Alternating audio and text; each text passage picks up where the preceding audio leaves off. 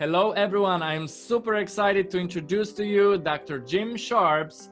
Amazing doctor, amazing person. We've been working together and knowing each other for quite some time, maybe 5 years now. He is president and CEO of International Institute of Original Medicine. Absolutely amazing program that you're going to be learning more about in the future. Dr. Sharps also, he's very modest, but he also won 4 gold medals in the Senior Olympics, and today he's going to give you a quick tip to improve your life. Dr. Sharps, take it away. Well, thank you very much. I'm very happy to be here, Mike, and sharing with your fabulous audience. And let me just first say a little bit about the school. The intent of the school is to provide, both certificate and degree programs, bachelor's, master's, doctorate, and PhD, to equip and qualify people in the most powerful system known to man for preventing and reversing all chronic degenerative diseases. So when you have issues like cardiovascular disease, diabetes, COVID, you really are empowered and not have a sense of fear and anxiety, which is just too prevalent out there. So the tip that I'd like to share though with your audience is one of the things that's a part of this whole original medicine approach, which is a little bit different than some of the other health approaches. Like I said, this is the most powerful system, but the original medicine approach is talking about time-honored principles. And one of the things that we use, you can talk about these health, diet, and lifestyle principles, but one of the things about RBTI, which is what I'd like to share with you, which stands for Reams Biological Theory of Ionization. This is the mathematical formula for perfect health. When you go to get a health exam or have a health issue, a lot of it is involved with diagnosis. Diagnosis means getting a guess of what your issues might be or what the situation might be based on experience. So experience is important. And the more experience you have, the better able you are to diagnose a problem that somebody has, whether there's headaches or skin issues, etc. You're diagnosing. What I like about RBTI is analysis. So when you diagnose, you can go to 10, 13, 14, 15 different practitioners. You can get 10, 13, 14, 15 different evaluations, different results. Analysis is no matter how many people do it, you come up with the same answer. This is mathematics. 2 and 2 equals 4. I don't care how many people you have to go through that analysis. And so with this mathematical formula for perfect health there's these 5 parameters that you measure mathematically. Now the full formula stands for common sense plus this mathematical formula. So what does this mathematical formula look like? And without getting into the details of what each number is, there's 5 different sets of parameters. The first is really measuring your oxygen availability. Now everybody knows the breathing is important. Everybody breathes, but everybody doesn't have the same level of health. Everybody doesn't have the same efficiency. This formula tells you, based on where you are currently in your diet, lifestyle, your issues, 2 things. First of all, what amount of oxygen is there available to your system, and how much are you utilizing? So what if you have all this oxygen availability, but your utilization is down 10 to 20%? So availability is important, but utilization is the real significant thing that you want to focus on. On the other hand, if you don't have availability, if there's no oxygen, of course you can't utilize it. So what's nice about this, and all bodily functions work within a certain parameters. Like your blood pH, for example. It has to be about 7.3, 7.35. If you go above 7.6 or below 7, you die. So the blood has to show that. So the blood doesn't automatically get there. We have diet and lifestyle factors. Diet might be too acidic or too alkaline. In order to stay within those parameters, the body has to take out of your organ reserves and rebalance your chemistry and everything in order to come out with that result. So this first parameter now, to put that in context, it shows you what your oxygen availability is. And specifically from a dietary standpoint, it's really the carbohydrates. So if you have too much carbohydrates and you're not processing them, you don't have enough insulin, it's called diabetes or high blood sugar. hypoglycemia or low blood sugar. So you want to be in that sweet spot right in the middle where the body is being able to handle everything. So your functional integrity is sound.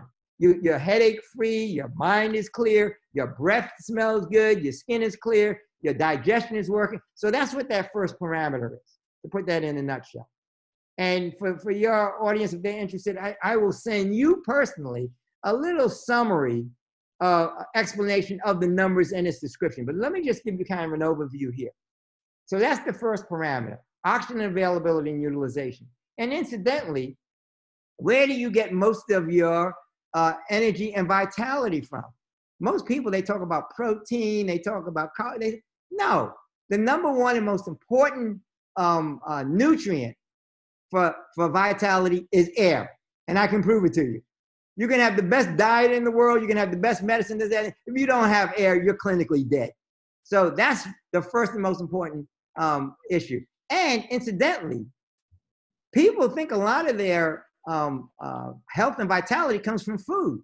When I ask the question, what percentage of your health and vitality comes from your food to eat, people say 60, 70%. They are shocked to hear that it's really less than 20%. And I can prove it. 80% comes from air. And that's broken up into two parts. There's daylight air, and then there's nighttime air. So you're usually up about 16 hours. That's where the 70-30 comes from. So 56% of your vitality and energy comes from air. 24% actually comes from rest. And I challenge you, I don't care how smart you are, how good your diet is, how good your lifestyle is, if you go too long without sleep, you will die. So those are these laws of health that we try to teach and that we reinforce in the school that I talked to you about. So that's that first parameter. So 80% comes from air. Actually, the next one, 20% comes from water. And one of the other parameters you look at is something called the electrical conductivity of the system. We are chemical, we're also electrical. We have a central nervous system, and there's an electrical transfer through that whole cranial electro nervous system. And in order to conduct that electricity, you have to have water. And the water helps with that. And there's a lot of other functions in terms of cleansing the body and it's the best catalyst and transport system for your nutrients, et cetera. So there's another parameter that measures the amount of salt in your body. And the water dilutes the salt. So if that salt is too concentrated, it causes major issues that result in, without me going into detail, it results in cardiovascular issues. The cholesterol, the clogging of the blood vessels, the breakdown of the structure and integrity of those blood vessels. So you get these little tears and you need scar tissue and cholesterol to patch up those tears in the blood vessels. So that's what that parameter addresses, that salt level and whether or not you're drinking the right amount of water for your capacity and your requirements. So if you're 6'5" and 250 pounds, you have a different water requirement for diluting that salt than if you're 5'2" and 90 pounds. So what's nice about this formula, it personalizes it. There's no guessing because I'm analyzing you. So what am I analyzing? I'm analyzing your urine and your saliva. And everybody has that. You don't need to buy anything from you don't need any expensive stuff.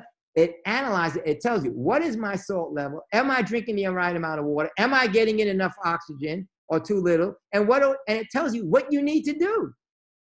Another parameter talks about your mineral density. See, people think they talk about carbohydrates, fast protein, all of those important, but they're just delivery systems for minerals. Your body functions on minerals. If you're mineral deficient, the organs don't work.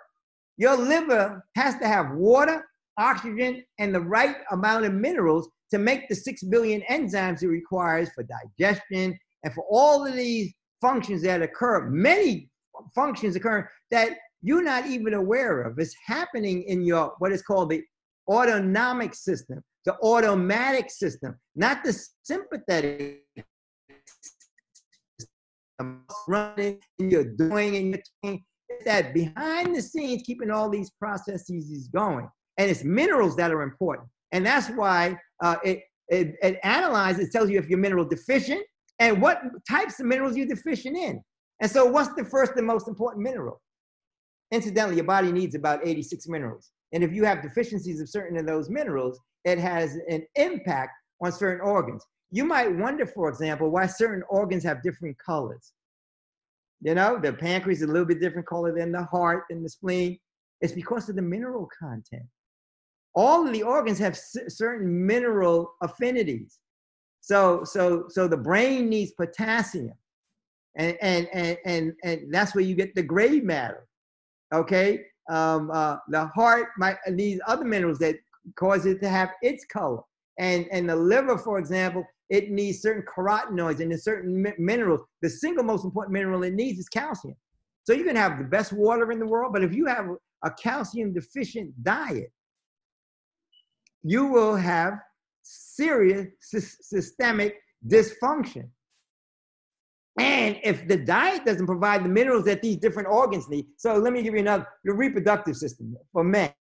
They're real, if they don't have enough manganese in their diet, which you don't get from meat, you get it from a plant-based source, the best source is a plant-based, then I don't care what kind of hormones you take, what kind of food you eat, you're gonna have sexual dysfunction. You have to have manganese. And this formula tells you the minerals you're missing, the types of minerals you're missing, and what you need to do to get back into systemic balance. And now you can start to see, based on individual capacities and requirements, those mineral profiles can be different. And so your diet might be different than mine because of your lifestyle, because of your heredity, all these different things. But in the final analysis, you have to have the same 84, 86 minerals, just in a different ratio of composition based on your genetics, etc. So you're starting to see why this RBTI is so important. Nobody looks at that. They're looking at blood tests, and why are blood tests so ineffective? And you know, so many people, they go and they have a test, a blood test, and they're told they're perfectly, there's nothing wrong, and they got headaches, they got all kinds of problems. And quite frankly, if you don't tell the doctor what your problem is, the blood test won't tell you that you have a cardiovascular issue, or that you have cancer, or you have pain. It doesn't tell you any of those things. It doesn't tell you if you have a tumor in your brain. It doesn't tell you any of those things. What you do is you tell the doctor what the issue is. They look at the blood test, and they'll play back a Latin word or Greek word of what you told them, like an itis for an inflammation or something like that. And you told them that I have this infection. Oh yeah, it's this, that. So they can analyze those things, but they really can't tell you how your body is working from an analytical standpoint. And the reason, now, let me be very clear. The urine and the saliva comes from the body just like the blood. But the blood changes every 4 or 5 minutes. So you, for example, Mike, if you took a blood test at 11 o'clock and you used your same body, same blood, and did the same thing at 12 o'clock, you would get 2 different results. You never knew that. You thought this blood test was gospel, and people are making life decisions based on a blood test.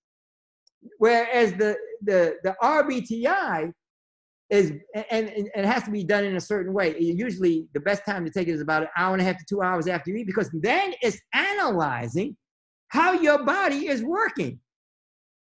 And for example, it will tell you whether you're too high or too low and what you need to get yourself back into balance. So I told you 3 of the parameters of those 5. And let me just kind of summarize those 3. One is the oxygen availability and utilization. The second one in terms of analyzing your saliva and your urine pH is telling you the functional integrity of your liver. Is your bile strong enough to digest your food? Is the diet so strong that in the bile too weak? And that's why you have the stomach aches or you have the diarrhea, because you don't have the right pH. And how do you get that pH right? It's the mineral composition.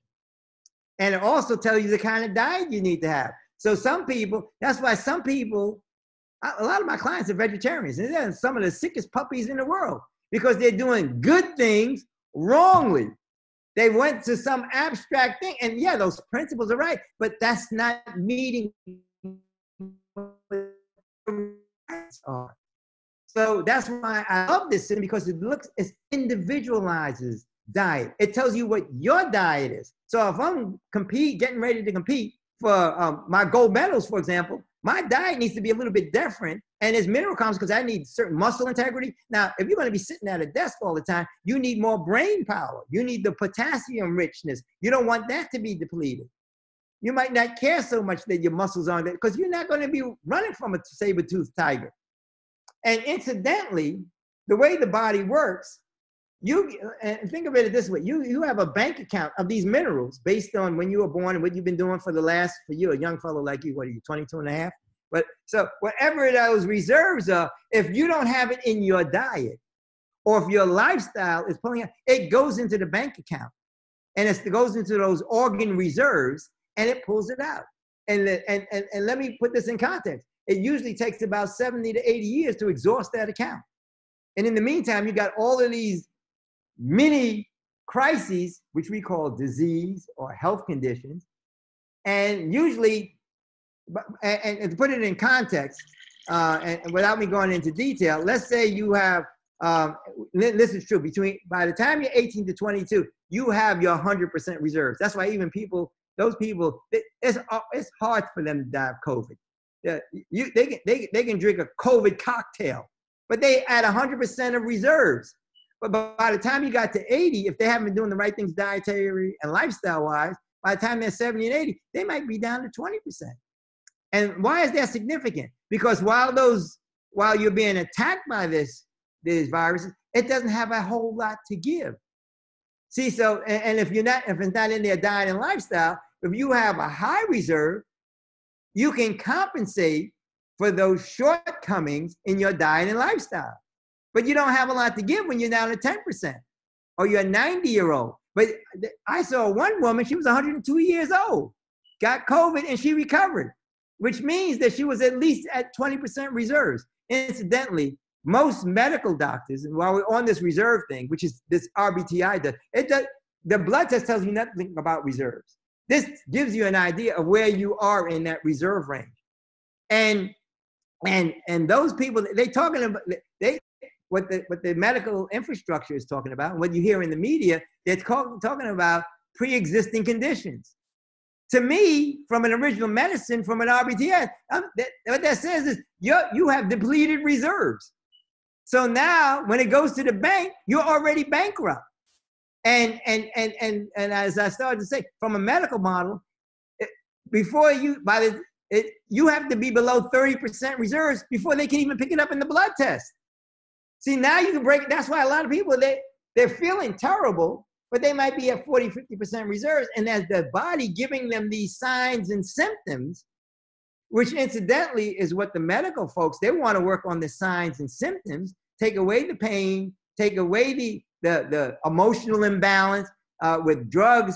Whereas I want to say, let me look at this. Oh, let me get you right in that right zone, get you in that restorative zone of your numbers. So your body knows how to heal itself. Once you give it the minerals and the air and the water and the sunlight and all those things. That's why it's almost, I just saw on the news where they talked about these 85 infants who have COVID. Now they talk about that and they beat them and say, see how important this is? Guess what? None of them died. So, and they're saying a lot of people are dying of COVID. They're not dying of COVID. They're dying with COVID. So you really got to understand this. And unless you understand it from this RBTI, from this original medicine standpoint, you can get confused by the facts. And I don't want to get political or anything, but I'm baffled. Now that you hear me talking, I'm baffled with this shutdown and everything. To me, a pandemic is when you got 10, 20% of people being affected.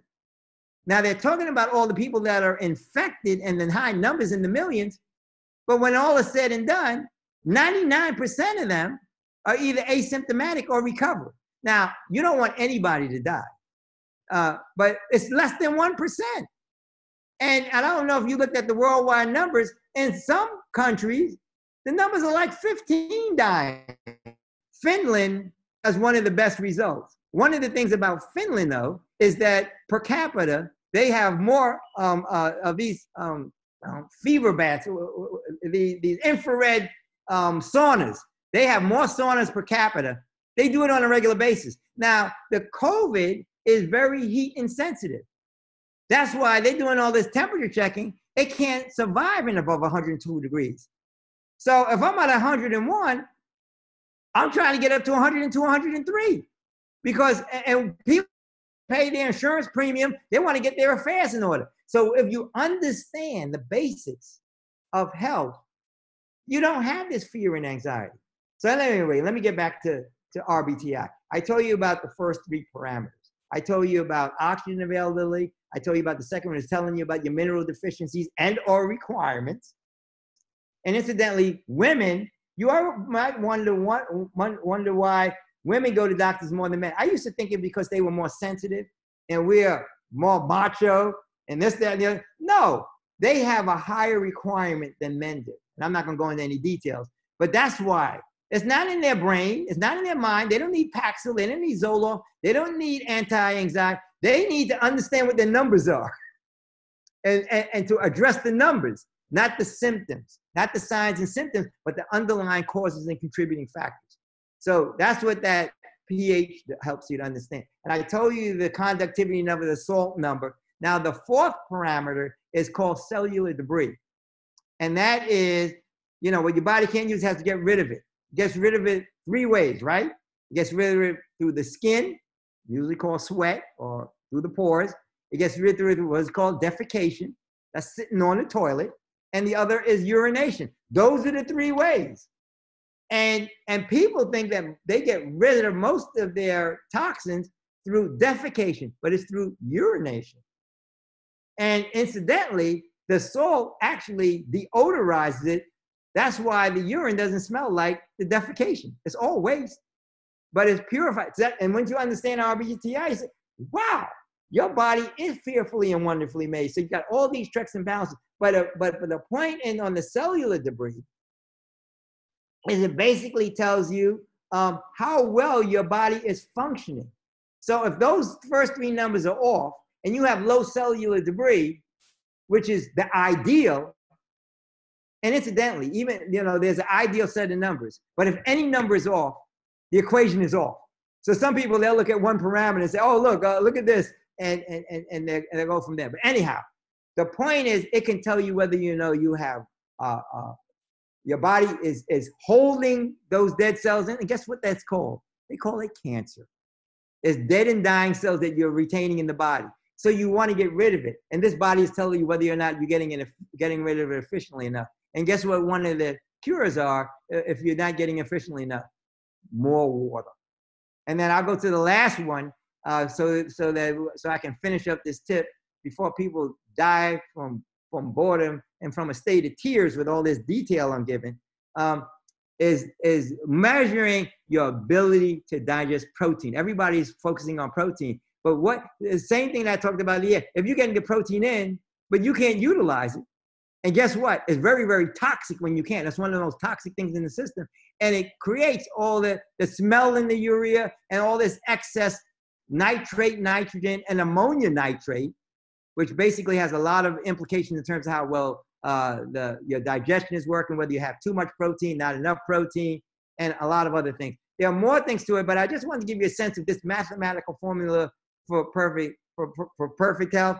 And it's a tip that will really help you to polish your life.